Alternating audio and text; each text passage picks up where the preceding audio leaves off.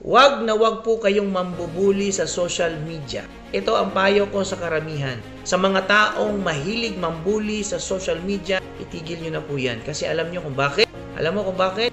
Yung mga binubuli ninyo sa social media, na mga sinasabihan ninyo ng masasakit na salita, hindi mo alam yung damdamin, yung kalooban nila na sobra silang nasasaktan.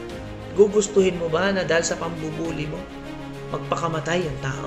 Masaya ka? Masaya ba?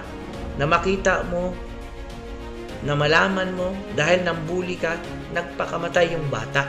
Kahit kayo ng mga kabataan, wag mang bubuli. Matatanda, wag mang bubuli. Itigil. Pag wala kang magandang sasabihin, manahimik. Wag magko-comments, wag magsasalita ng kung ano-anong hindi tama. Itikom ang bibig. Kasi may maapektuhan. May masisira ang buhay. May buhay na masisira dahil sa pangbubuli. Malinaw, malinaw. Walang mangbubuli. Tahimik dapat.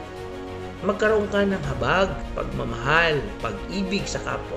Yan ang dapat mong gawin. Hindi yung mambubuli ka. Hindi yung gagawa ka ng mga comments na kung ano-ano para makasakit ka ng kalooban ng kapwa-tao mo. Huwag, itigil mo yan. Hindi yan tama.